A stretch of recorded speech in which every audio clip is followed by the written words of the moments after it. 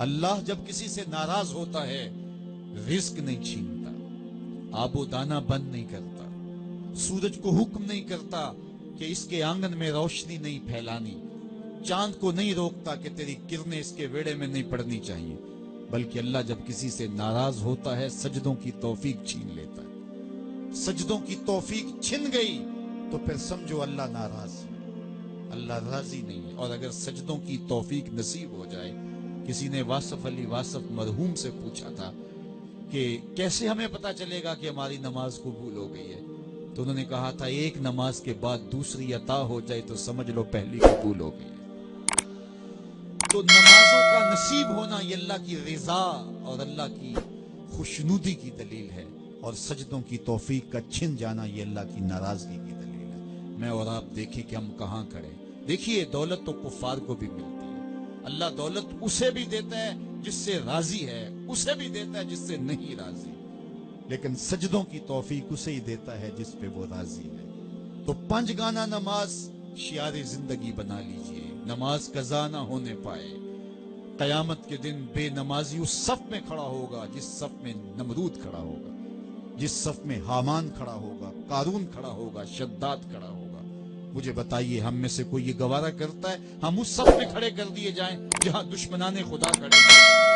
آج کوئی نماز پڑھے یا نہ پڑھے، حشر کے دن حکم ہوگا کہ اللہ کے حضور سجدہ کرو۔ ہر کوئی سجدہ کرنا چاہے گا، جو نہیں پڑھتا وہ بھی کرنا چاہے گا، لیکن بے نمازی کی کمر اکڑ جائے گی، وہ آرزو رکھنے کے باوجود سجدہ نہیں کر پائے گا۔ قرآن بتاتا ہے کچھ لوگ جہنم کو دھکیلے جا رہے ہوں گے، انہیں کچھ لوگ پوچھیں گے ما سلککم فی سقر، تم جہنم کو کیوں جا رہے ہو، کیا ہوا تمہیں؟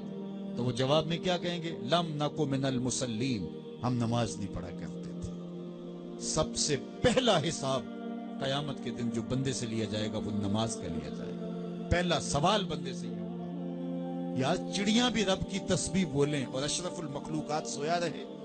جب صبح کا وقت ہوتا ہے حشرات الارض بھی بلوں سے نکل کے رب کی تقدیس کے ترانے پڑھ رہے ہوتے ہیں، درختوں کی شاخوں پہ چڑیاں پرندے وہ بھی اللہ کی تقدیس کے ترانے پڑھ رہے ہوتے ہیں، حشرات الارض بھی اس کی تقدیس کے گیت گا رہے ہوتے ہیں، اور اشرف المخلوقات خراٹے لے رہا ہو، اس سے بڑی بد نصیبی کیا ہو سکتی ہے؟ آئیے 5 گانا نماز شعار زندگی بنا لے۔ اس مجلس میں اگر کوئی بے نمازی ہے تو آج عزم مصمم کر کے یہاں سے لوٹے کہ آج کے بعد نماز نہیں چھوڑوں گا، اور اگر آپ 5 گانا نماز کی عادت رکھتے ہیں تو آپ کو مبارک ہو، لیکن یہ عزم کر کے جائیے اپنے گھروں میں، اپنے اعزاء و اقرباء اور اپنے دوستوں میں اس زور سے تلقین اور تاکید کریں گے نماز کی کہ وہ پکے نمازی بن جائیں گے۔ بندہ بندگی سے سجتا ہے، زندگی آمد برائے بندگی، زندگی بے بندگی شرمندگی۔ اگر زندگی میں بندگی نہیں تو زندگی کے پلے ہے کیا؟ علماء نے لکھا ہے کہ یہ سارے درخت حالت قیام میں ہیں، چوپائے حالت رکوع میں ہیں، مینڈک تشہد میں ہے، اور حشرات الارض سجدے میں ہے، اور انسان اشرف المخلوقات ہے۔ اس کی عبادت میں درختوں کا قیام بھی رکھا گیا، اور رکوع بھی رکھے گئے، اور سجدے بھی رکھے گئے، اور قعدے بھی رکھے گئے، اس لیے تاکہ اس کی عبادت تمام مخلوقات کی عبادات کی جامع بن جائے۔